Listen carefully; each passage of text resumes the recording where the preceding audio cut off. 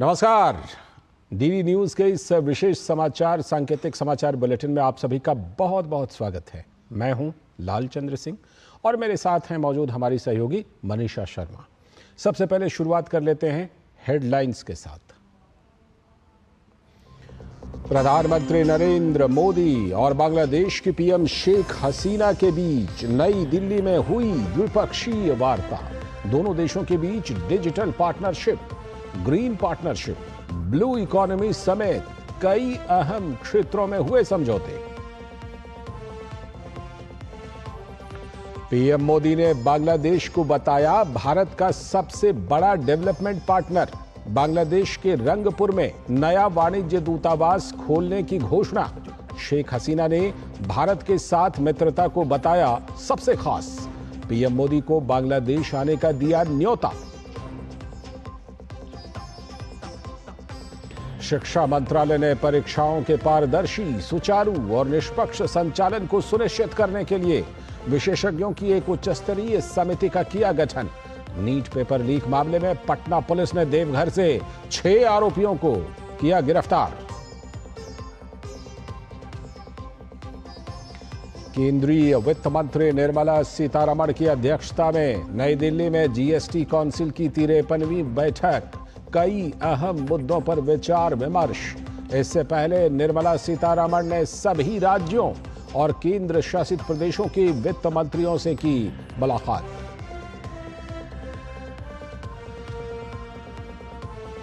तमिलनाडु के कल्लाकुरुची जिले में जहरीली शराब पीने से मारे जाने वालों की संख्या बढ़कर हुई 53।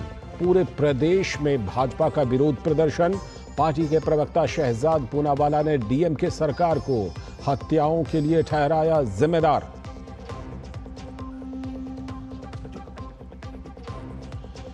और खेल के मैदान से बड़ी खबर। T20 विश्व कप में आज भारत और बांग्लादेश के बीच होगी भिड़ंत। जीत के साथ टीम इंडिया की सेमीफाइनल में जगह बनाने पर होगी नजर।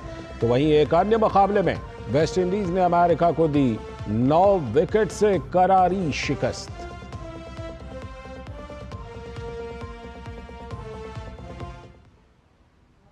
ये थी इस समय तक की हेडलाइंस। अब देखते हैं खबरों को विस्तार से। सबसे पहले सबसे बड़ी खबर। प्रधानमंत्री नरेंद्र मोदी ने बांग्लादेश की अपनी समकक्ष शेख हसीना से नई दिल्ली में मुलाकात की। पीएम ने हैदराबाद हाउस पहुंचने पर प्रधानमंत्री शेख हसीना का गर्मजोशी से स्वागत किया। प्रधानमंत्री नरेंद्र मोदी और पीएम शेख हसीना ने अहम द्विपक्षीय मुद्दों पर चर्चा की।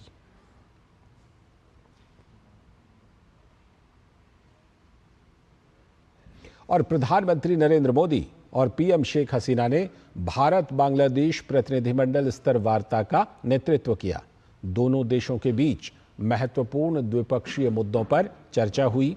उनमें विकास साझेदारी, ऊर्जा, जल संसाधन, व्यापार और रक्षा सहयोग शामिल हैं।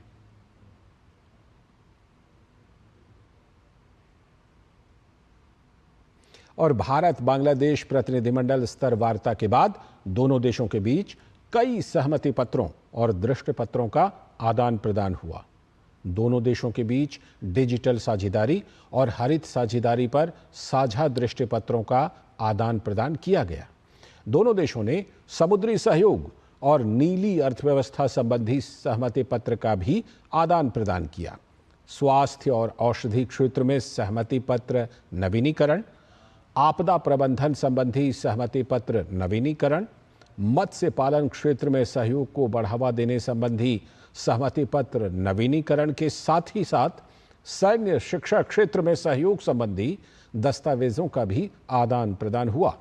अंतरिक्ष क्षेत्र में सहयोग, रेलवे कनेक्टिविटी और समुद्र विज्ञान में सहयोग के लिए भी दोनों देशों के बीच सहमति पत्रों का आदान प्रदान हुआ।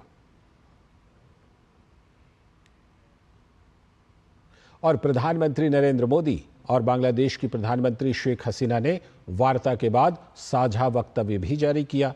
प्रधानमंत्री नरेंद्र मोदी ने बांग्लादेश को भारत का सबसे बड़ा विकास भागीदारी बताते हुए कहा कि भारत बांग्लादेश के साथ अपने संबंधों को अत्यधिक प्राथमिकता देता है। पीएम मोदी ने कहा कि green partnership, digital partnership, blue economy और अंतरिक्ष जैसे क्षेत्रों में सहयोग पर बनी सहमति का लाभ दोनों देशों के युवाओं को मिलेगा। 54 साझा नदियां भारत और बांग्लादेश को जोड़ती हैं। Flood management, early warning, drinking water projects पर हम सहयोग करते आए हैं। हमने 1996 के गंगा रिवर ट्रीटी के रिन्यूअल के लिए टेक्निकल स्तर पर बातचीत शुरू करने का निर्णय लिया है। बांग्लादेश में तीस्ता नदी के संरक्षण एवं प्रबंधन पर बातचीत के लिए शीघ्र ही एक टेक्निकल टीम बांग्लादेश का दौरा करेगी। फ्रेंड्स, रक्षा सहयोग को और मजबूत करने के लिए डिफेंस प्रोडक्शन से लेकर सैन्य बलों के आधुनिकीकरण पर हमारी विस्तार से चर्चा हुई। हमने काउंटर टेररिज्म, कट्टरवाद और बॉर्डर के शांतिपूर्ण प्रबंधन पर अपनी सहभागिता को मजबूत करने का निश्चय किया है। और प्रधानमंत्री नरेंद्र मोदी ने हिंद प्रशांत महासागर पहल में शामिल होने के लिए बांग्लादेश के निर्णय का स्वागत किया।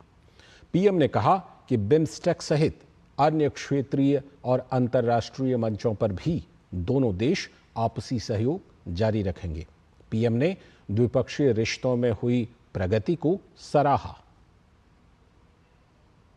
अखौड़ा अगरतला के बीच भारत बांग्लादेश का छठा क्रॉस बॉर्डर रेल लिंक शुरू हो गया है।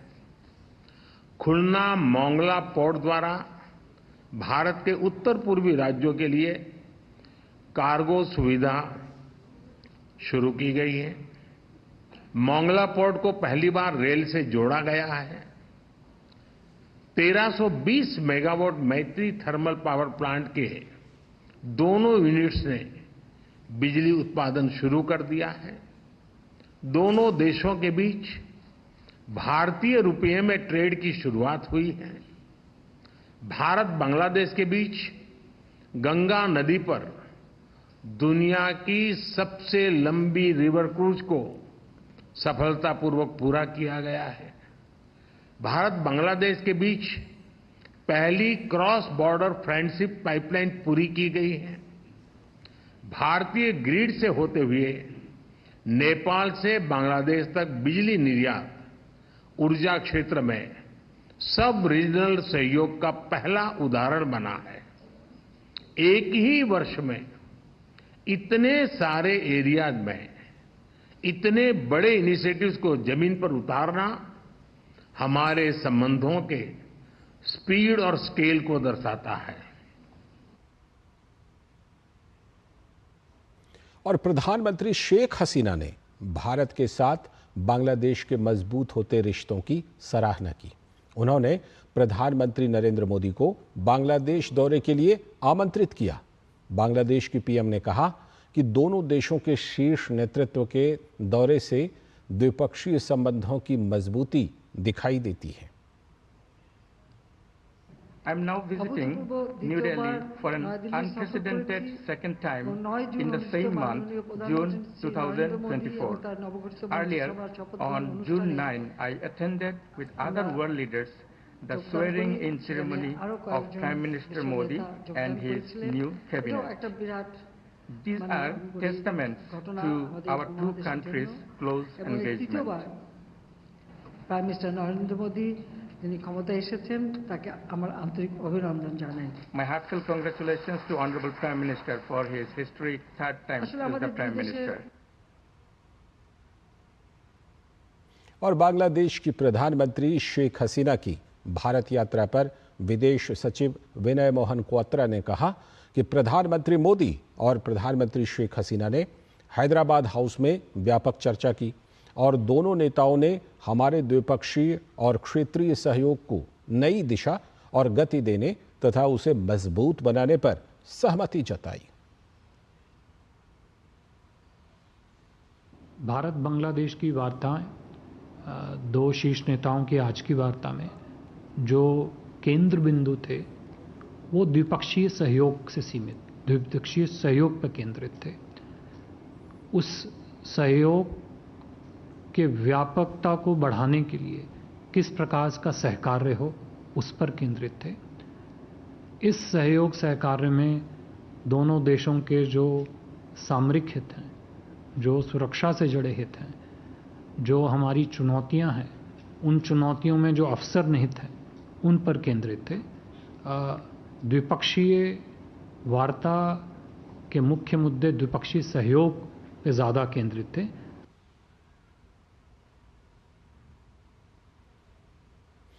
और आगे हम देखेंगे आज की कुछ और बड़ी खबरें, लेकिन फिलहाल समय है एक छोटे से ब्रेक का। MDH का किचन किंग किचन में हो तो हम सब कुछ बना सकते हैं। बैंगन का भरता, आलू गोभी, भिंडी मसाला और भी बहुत कुछ। MDH। बात जब पीढ़ियों के लिए बनने वाले घर की हो तो जिम्मेदारी बड़ी हो जाती है। गैलेंट समझता है ये जिम्मेदारी। अब डबल M रिब्स के साथ गैलेंट एडवांस TMT रीबार, निर्माण का real hero. You know it's only a drill, and yet you train like it is the real thing. Because one day, at a second's notice, it will be. One day, you'll come together as an invincible team.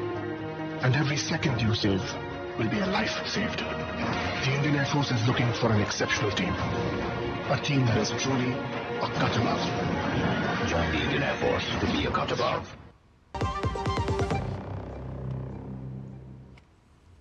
स्वागत है। Break के बाद आप देख रहे हैं विशेष सांकेतिक समाचारों का विशेष बुलेटिन, और अब हम बात करेंगे पेपर लीक के खिलाफ उठाए गए कदमों की। केंद्रीय शिक्षा मंत्रालय ने एक उच्च स्तरीय समिति का गठन किया है। ये समिति परीक्षाओं में पारदर्शिता सुनिश्चित करने के साथ साथ परीक्षा के सुचारू और निष्पक्ष संचालन को देखेगी। इस समिति में 7 सदस्य शामिल हैं। समिति में इसरो के पूर्व प्रमुख डॉक्टर के राधाकृष्णन, एम्स के पूर्व निदेशक डॉक्टर रणदीप गुलेरिया, हैदराबाद विश्वविद्यालय के VC professor BJ Rao, IIT Madras के प्रोफेसर के रामामूर्ति, पीपल स्ट्रांग के सह संस्थापक पंकज बंसल, IIT दिल्ली के dean student affairs professor Aditya Mittal और शिक्षा मंत्रालय के संयुक्त सचिव गोविंद जायसवाल शामिल हैं। आपको बता दें कि 2 महीने में इस समिति को अपनी रिपोर्ट देनी होगी। समिति परीक्षा प्रक्रिया के तंत्र में सुधार, डेटा सुरक्षा प्रोटोकॉल में सुधार और NTA की संरचना और कार्य प्रणाली पर सिफारिशें करेगी।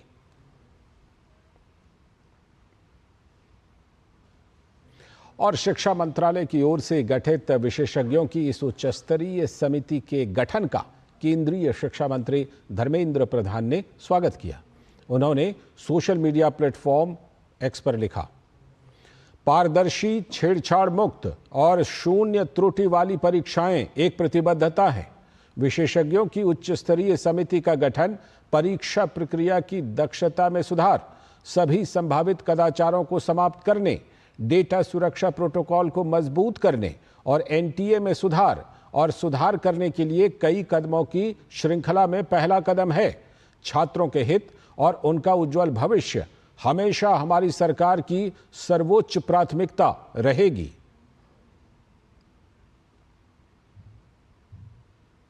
और इस बीच नीट पेपर लीक को लेकर देश भर में घमासान मचा हुआ है, तो कुछ आरोपियों के कबूलनामा सामने आए हैं।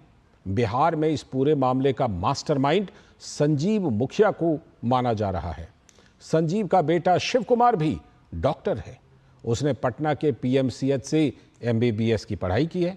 हालांकि शिव कुमार शिक्षक भर्ती परीक्षा पेपर लीक मामले में जेल में बंद है, जबकि शातिर संजीव फरार चल रहा है। ऐसे में पुलिस ने अब संजीव के नालंदा स्थित गांव में दबिश देना शुरू कर दिया है। हालांकि संजीव की माता यशोदा देवी और पिता जनक किशोर का दावा है कि उनका परिवार राजनीति में सक्रिय है, इसीलिए उनके परिवार को फंसाया जा रहा है। संजीव मेरा बेटा है, उसको फंसाया जा रहा है राजनीति के तरफ से। नीट मामला में इनकी है संलिप्तता है? ना, इनका हाथ नहीं है। नहीं, कहाँ है अभी संजीव जी? कहाँ है? कहाँ जो हम नहीं बता सकते हैं। अच्छा, तो उनके बेटा भी डॉक्टर हैं अभी? हाँ। कहाँ है अभी? वो तो जेल में है, पकड़ के बंद कर दिया है। अच्छा, तो इनमें इनका हाथ नहीं है।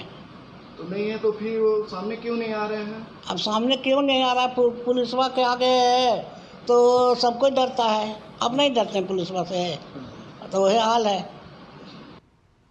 हम लोग और स्थानीय नेता भी लोग राजनीति में हैं, अनुभव उनको लग रहा है कि अच्छे मेरे टक्कर देने वाले हैं, डिफीट देने वाले हैं, इसलिए वो लोग फंसाने का काम करते हैं। संजीव जी को ही नहीं, उनके बेटों के फंसाने के, उनको जेल भिजवा दिए।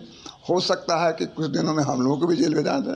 हरास करने की सोच उनकी बनी है। तो नीट पेपर लीक मामले को लेकर पूरे देश में उहापोह है। पेपर लीक मामले में जांच का दायरा अब बिहार से झारखंड तक जा पहुंचा है। नीट पेपर लीक मामले में झारखंड के देवघर से पुलिस ने 6 लोगों को गिरफ्तार किया है।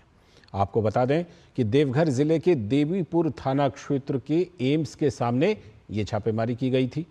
किराए के मकान से छापेमारी कर 6 आरोपियों की गिरफ्तारी के बाद ईओयू की टीम ने उन्हें अपनी कस्टडी में ले लिया। इससे पहले कल देर रात 1 बजे सिंटू नाम के आरोपी को झारखंड के देवघर से गिरफ्तार किया गया था। इस मामले में उत्तर प्रदेश के कुशीनगर से भी एक गिरफ्तारी हुई है। आज की एक और बड़ी खबर, केंद्रीय वित्त मंत्री निर्मला सीतारमण ने आज नई दिल्ली में आगामी केंद्रीय बजट 2024-25 के लिए राज्यों और केंद्र शासित प्रदेशों के वित्त मंत्रियों के साथ बजट पूर्व बैठक की अध्यक्षता की।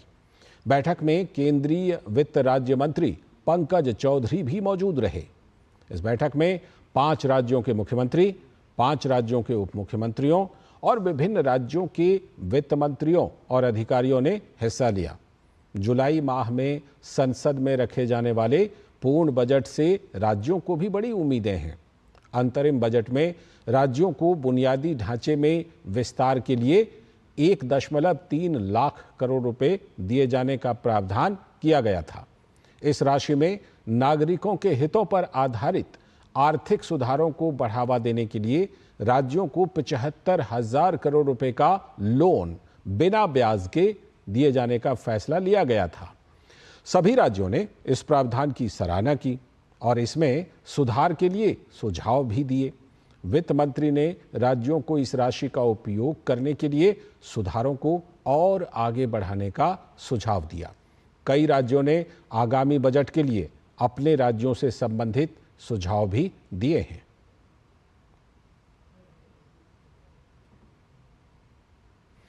और अब बात जीएसटी काउंसिल की बैठक की। केंद्रीय वित्त मंत्री निर्मला सीतारमण की अध्यक्षता में भारत मंडपम में वस्तु और सेवा कर यानी कि जीएसटी परिषद की 53वीं बैठक हुई। इस बैठक में सभी राज्यों और केंद्र शासित प्रदेशों के वित्त मंत्रियों ने शिरकत की। बैठक में कई अहम मुद्दों पर विचार विमर्श हुआ। इससे पहले जीएसटी परिषद की 52वीं बैठक पिछले वर्ष 7 अक्टूबर को हुई थी। जीएसटी परिषद समय समय पर जीएसटी व्यवस्था से संबंधित मामलों पर विचार विमर्श करने के लिए यह बैठक करती है, जिसमें कर की दरें, नीतिगत बदलाव और प्रशासनिक मुद्दे शामिल होते हैं। जीएसटी परिषद कर ढांचे को आकार देने में महत्वपूर्ण भूमिका निभाती है। साथ ही यह भी सुनिश्चित करती है कि यह देश के आर्थिक लक्ष्यों के अनुरूप हो और व्यवसायों पर कर का बोझ कम करे। अगली खबर, केंद्रीय गृह मंत्री अमित शाह ने आज दिल्ली के इंदिरा गांधी इंटरनेशनल एयरपोर्ट पर FTI TTP का उद्घाटन किया। इसके चलते अब विदेश यात्रा करने वाले यात्रियों के लिए सफर अब और भी ज्यादा आरामदायक होने वाला है। गृह मंत्री ने विदेश यात्रा करने वाले यात्रियों के लिए एक विशेष कार्ड जारी करने की इस योजना की शुरुआत की। इसे the fast track immigration trusted traveller programme यानी कि FTI TTP का नाम दिया गया है।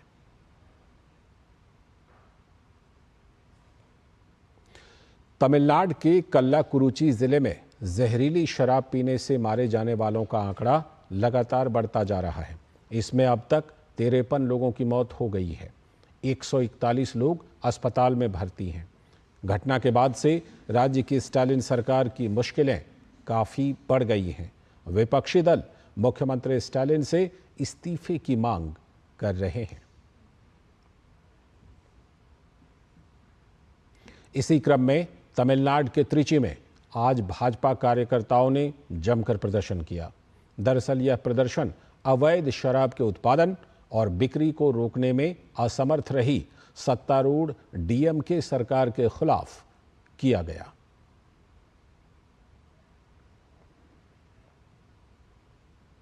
और तमिलनाडु में जहरीली शराब से मारे जाने वाले लोगों पर भाजपा ने दुख जताया है। इस मामले में भाजपा नेता शहजाद पूनावाला ने डीएमके सरकार पर हमला बोला। उन्होंने कहा, ये राज्य प्रायोजित हत्या है और इसके लिए डीएमके सरकार जिम्मेदार है।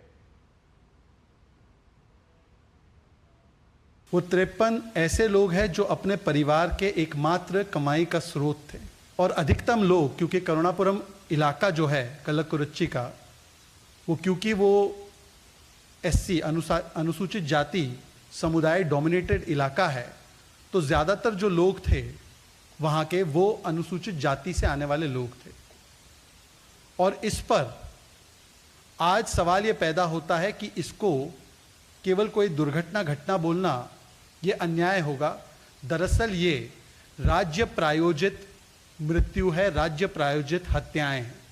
ये स्टेट स्पॉन्सर्ड मर्डर है और स्टेट स्पॉन्सर्ड मर्डर के पीछे केवल और केवल वहां की डीएमके की सरकार जिम्मेदार है। और अब बात दिल्ली में मचे पानी के हाहाकार की। देश की राजधानी दिल्ली में गर्मी से तापमान आसमान छू रहा है, तो वहीं दूसरी ओर राजधानी के लोग पानी की 2 बूंद के लिए भी तरस रहे हैं। ऐसा ही हाल दिल्ली के नबी करीम इलाके का भी है। यहाँ के निवासियों को पानी को लेकर किन किन समस्याओं का सामना करना पड़ रहा है, इसी को लेकर देखिए डीडी न्यूज़ की संवाददाता डॉक्टर सुयश शर्मा की ये ग्राउंड रिपोर्ट। देश की राजधानी दिल्ली में जैसे गर्मी का पारा चढ़ रहा है ना, वैसे ही पानी की समस्या लगातार बढ़ रही है। हम दिल्ली के नबी करीम इलाके में हैं और यहाँ पर आप देख रहे हैं लोग बहुत देर से ये जो यहाँ पर नल लगा हुआ है उसके इंतजार में हैं, क्योंकि थोड़ा सा पानी उसमें से टपका था और उसके बाद अब ये फिर से बंद हो गया। इतना गंदा पानी, इससे ज़्यादा गंदा आता, बदबू आती है इसमें। और ना तो पानी आ ही नहीं रहा, पानी तो भरेंगे क्या? 40 रुपए की बोतल ला के हम पानी पी रहे हैं, तो क्या फ़ायदा हमारा?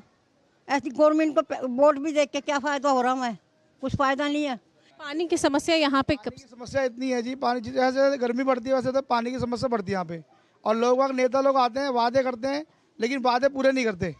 हम पहले जूझते थे कि बच्चों के स्कूल खुलेंगे, बच्चों के स्कूल को जूझे या बच्चों की फीसों से या काम धंधे से। कैसे आज पानी की समस्या ऐसी है, पानी ले लेके बाहर घूमते बच्चे, पानी बर्तन ले, बर्तन अभी भी खाली हैं और पानी आता है गंदा पानी, और बोरिंग का पानी आ रहा था, उससे थोड़ी तसल्ली है लोगों को यहाँ पे।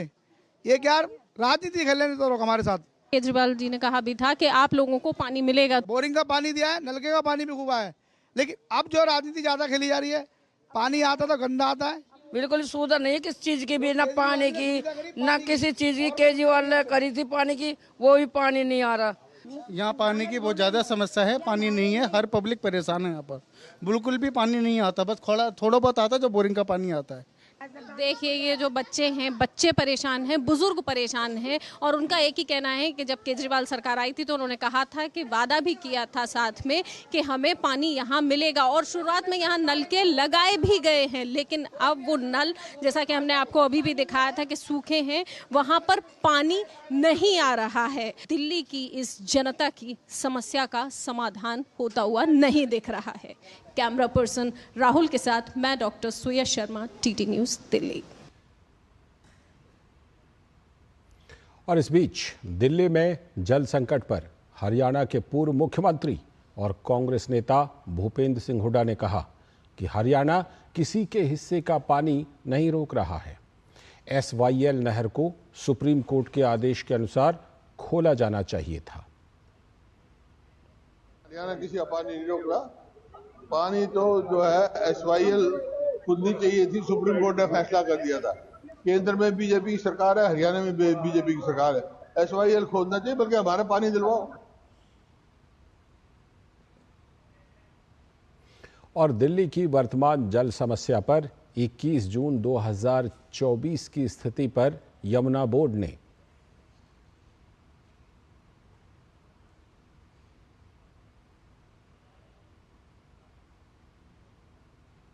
डाटा जारी किया है। आइए आपको बताते हैं कि क्या कहता है यमुना जल बंटवारा समझौता।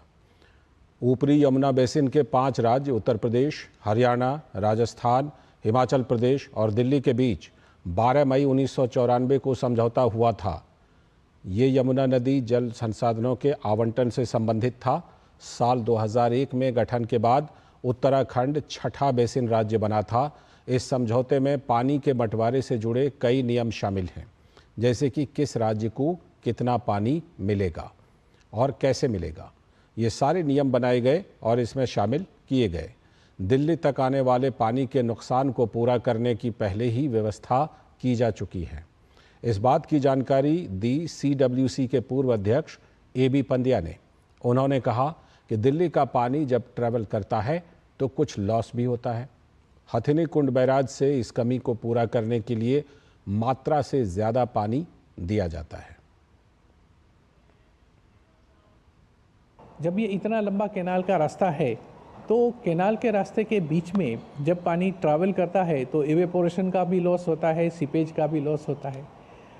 तो इसलिए जो हथनी कुंड से पानी छोड़ा जाता है उसमें से कुछ पानी जो है वो यहाँ दिल्ली को मिलता है।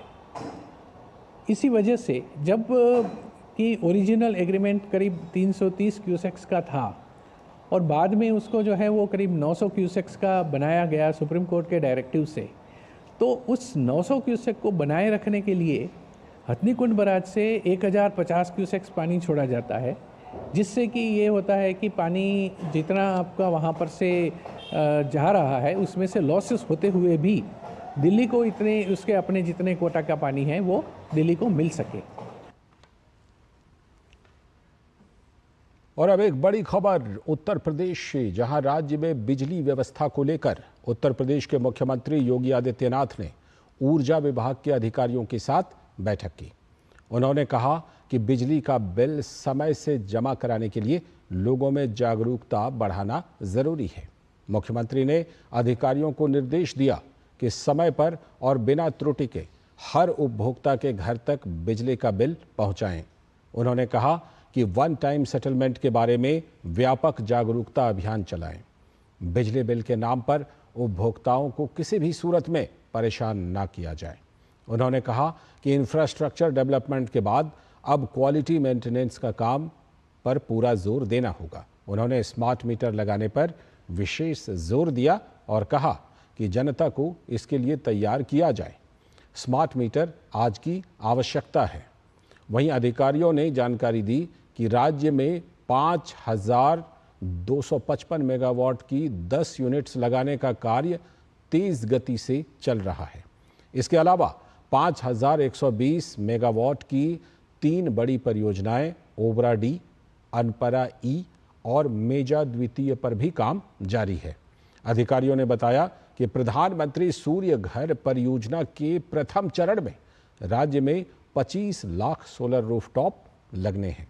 इसके लिए अब तक 16,97,000 रजिस्ट्रेशन का कार्य पूरा हो चुका है।